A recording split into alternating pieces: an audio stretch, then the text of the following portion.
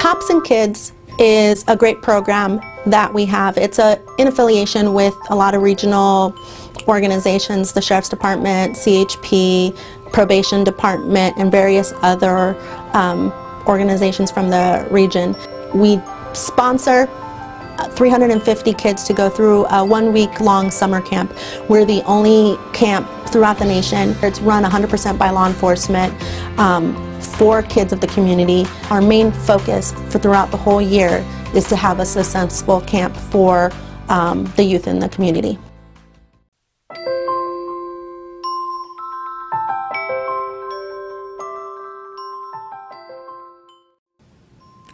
You have to have a passion for working with youth to be successful in this unit.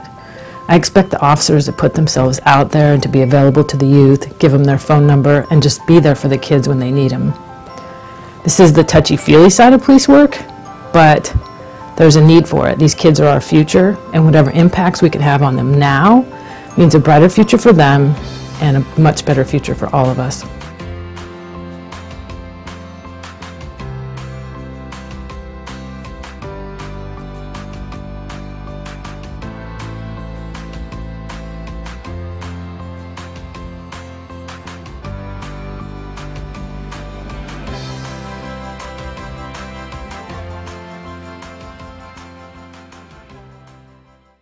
Every day was just really taught what it meant to have discipline, integrity, how to pursue an education, what life was about. And for 3 years I just excelled educationally. I actually became captain in the academy and really took on a leadership identity and position and made it a part of my lifestyle.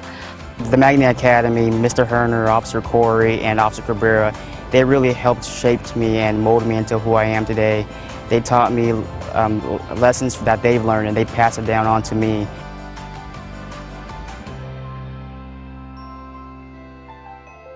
Use one word to describe my experience at the Law Academy, it would definitely be the word leadership. Because everybody that's in the Magnet Academy is a leader, starting with the head teacher and actually the officer that's on site. They exemplify what it means to be a leader, and you're talking about integrity, you're talking about self-discipline, you're talking about a positive self-esteem and just a positive worldview. And that's really taught to every student there, and I was really able to take on the perspective and just the identity of being a leader and just spreading that positivity. The Magnet Academy program to me was about standing out amongst the crowd, which would have been high schoolers. I didn't want to just be another person in the crowd. I wanted to have something for me, and I wanted that structure and the familial relations that you get when you're in the academy. The academy means the world to me. It taught me how to be a leader. It taught me to believe in myself. I found a family in my peers in this place. It also means opportunity, and it also means that no matter where you come from, you can succeed. The academy gave me that opportunity and that outlook on life.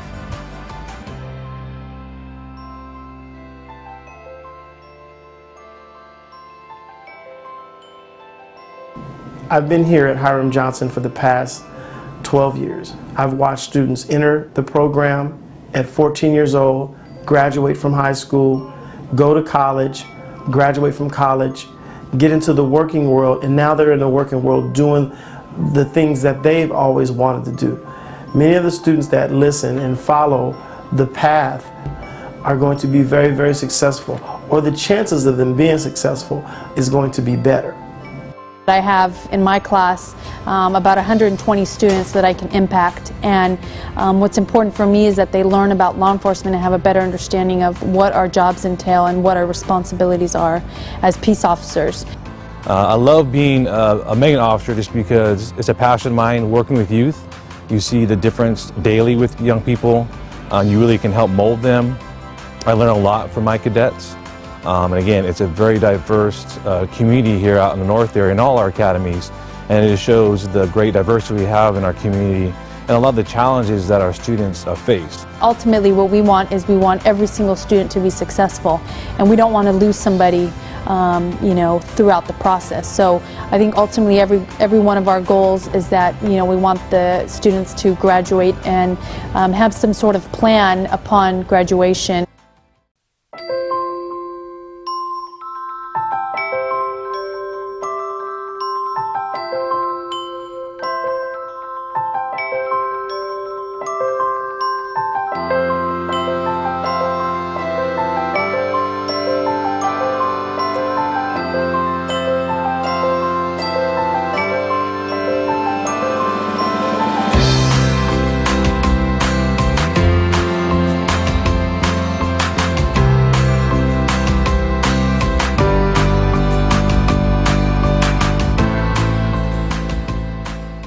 Being in the academy was a fun, cool adventure.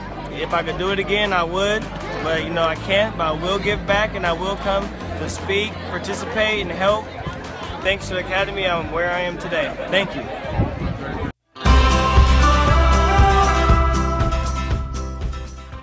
I think the primary responsibility of the SRO, School Resource Officer, is to provide a safe campus so that students can get their education.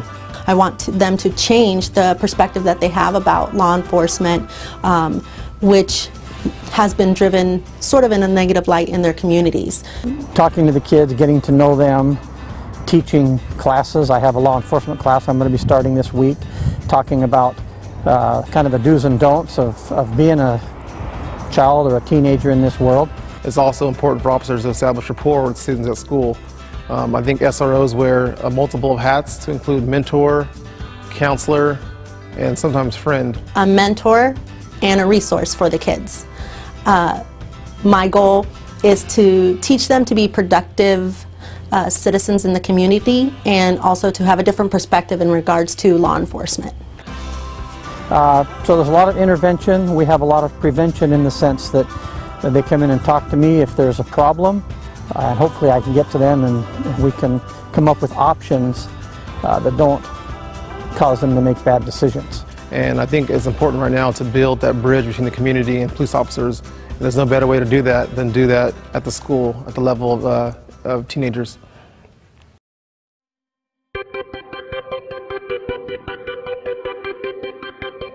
The Sacramento Police Cadet Program was established in July 2014. We currently have over 20 active cadets. The requirements of the program is that youth must be between the ages of 14 and 20 years old. They must currently be enrolled in high school or college and have an overall GPA of 2.5, as well as have an interest in law enforcement. Prior to being accepted, the cadets had to pass an interview and background check. Currently, the average GPA for the cadets is 3.2. We also have a diverse group of both male and females that speak over 10 different languages. The program is paramilitary style in that it has a ranking structure, rules and regulations, and the cadets must wear a uniform. The cadets meet every Tuesday night, during which they do physical training, listen to guest speakers, have post-lectures on various law enforcement topics that range from homicide investigation, CSI, and tactical communication, for example.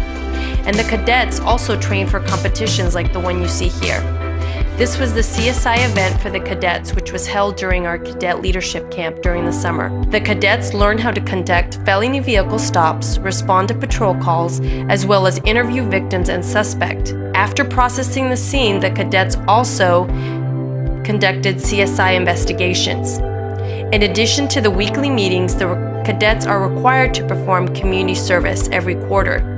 The cadets have volunteered at various SAC-PD-sponsored events, cleanups, school and bike fairs, as well as health and safety fairs. Several cadets have shown interest in becoming police officers, dispatchers, and CSI technicians once completing college.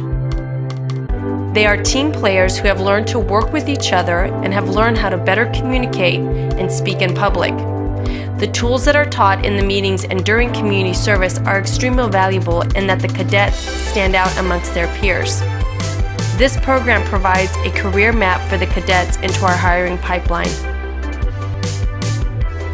While our main goal is to raise the high school graduation rate and the college attendance rate, We're also on the lookout for those kids that we think can be future police officers or CSI technicians or dispatchers or whatever part of the SAC PD family we think they'll fit in.